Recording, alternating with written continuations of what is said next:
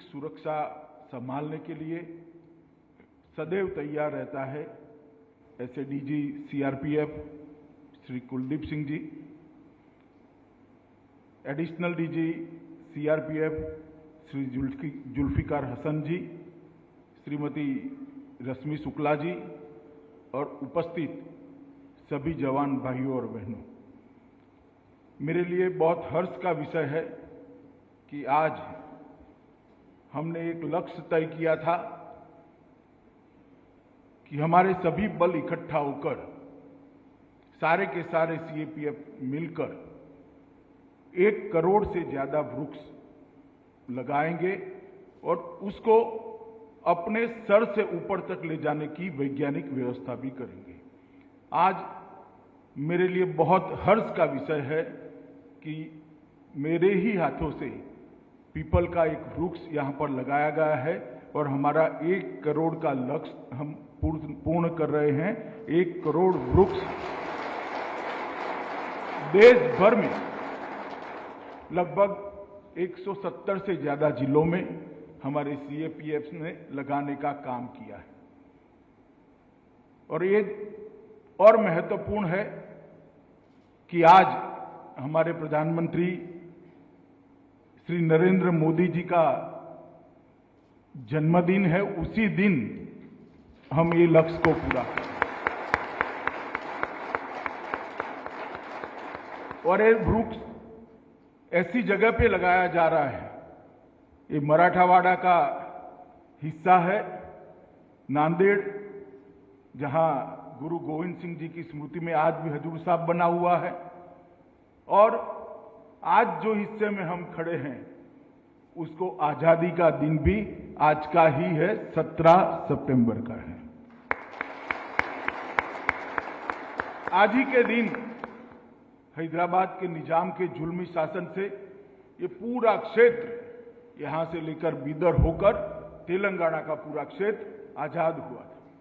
हमारे पहले गृह मंत्री लौह पुरुष भारत रत्न सरदार पटेल ने बड़ी दृढ़ता के साथ, वीरता के साथ और रणनीतिक कुशलता के साथ इनकी नापाक इरादों को नाकामयाब करते हुए ये पूरे हिस्से को अखंड भारत का हिस्सा बनाने में आज ही के दिन वो प्रख्यात पोलो ऑपरेशन, पुलिस एक्शन इसके जरिए सफलता प्राप्त करी थी। तो आज हम सब के लिए बहुत महत्वपूर्ण दिन है, यहां के रहने वालों के लिए और महत्वपूर्ण दिन है, क्योंकि हम तो 15 अगस्त 1947 को आजाद हो गए थे, मगर एक क्षेत्र इसके 13 महीने के बाद आजाद हुआ। एक मानो में एक क्षेत्र का आजादी का दिन आज ही है।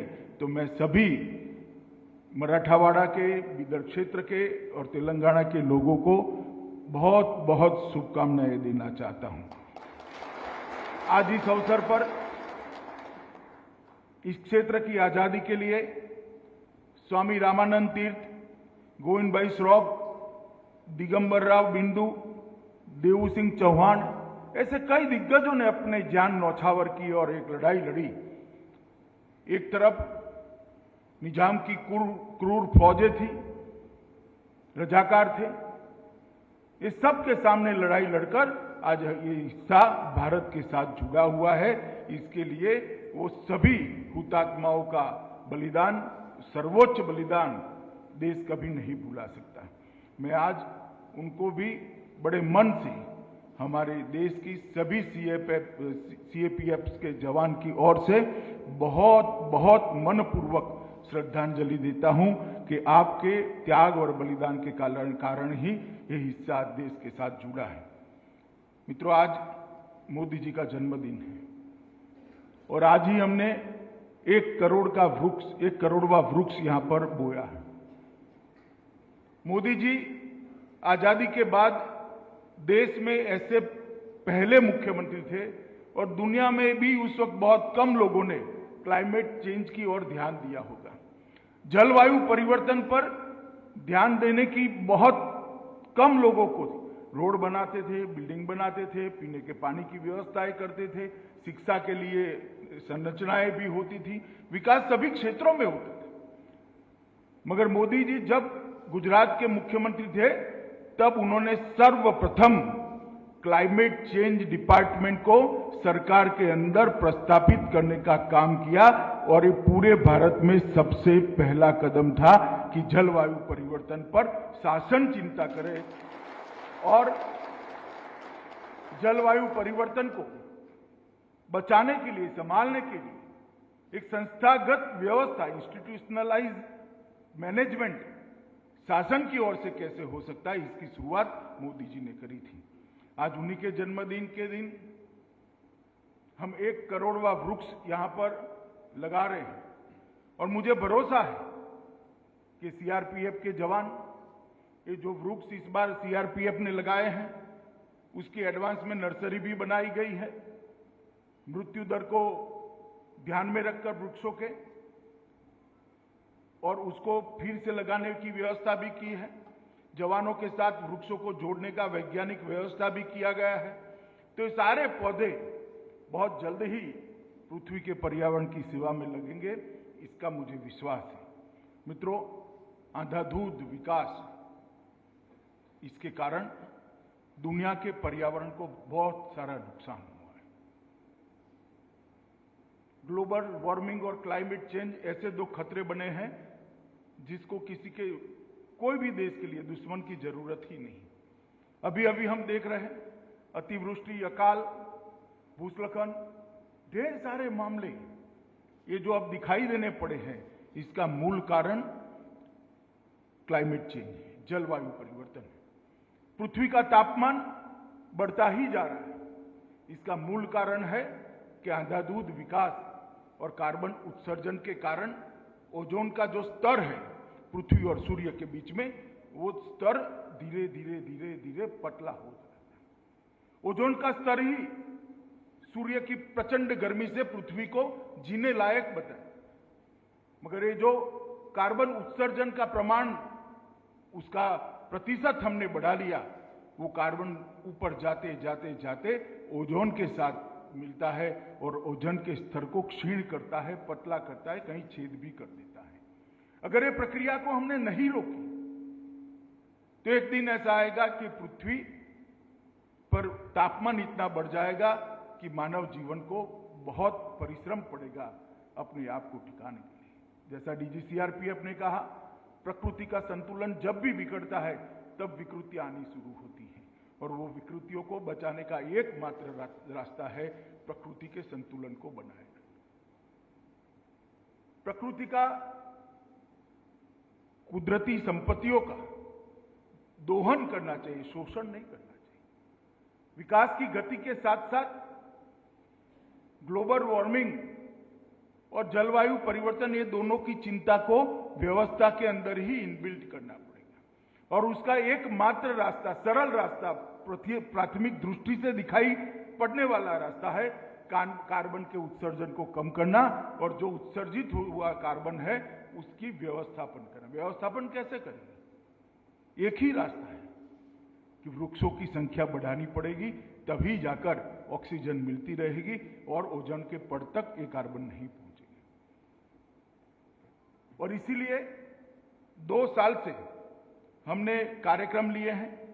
गत साल भी हमने बहुत बड़ा वृक्षारोपण अभियान लिया था, लगभग 1 करोड़ 30 लाख वृक्षों को लगाने का कार्यक्रम लिया था और 1 करोड़ 47 लाख वृक्ष सीएपीएफ के जवानों ने लगाए थे और आज 1 करोड़ वृक्ष लगाने का काम समाप्त हो चुका है। और मैं देश भर में फैले हुए सीआरपीएफ और सीएपीएफ के सभी जवानों को मैं कहना चाहता हूं कि आप अपने आप को एक वृक्ष के साथ जोड़िए। मैं मेरा अनुभव बताता हूं, अगर एक बार अपने आप को एक वृक्ष के साथ जोड़ लोगे तो लगाव हो जाएगा और वो लगाव आपको आत्मसंतुष्टि के लिए बहुत काम आएगा, आपका तनाव भी कम करेगा और आपको एक रचनात्मक दृष्टिकोण जीवन जीने के लिए भी देगा, क्योंकि सर्जन ही परमात्मा की सबसे बड़ी कृपा है, सबसे बड़ी कला है। अगर एक वृक्ष को बड़ा होते हुए हम देखते हैं और उसको हर रोज पानी पिलाने की व्यवस्था हमने करी है, ट्री गार्ड लगाने की व्यवस्था हमने की है, इसके प्रूनिंग की व्यवस्था कर उसको मजबूत बनाने की व्यवस्था हमने की है।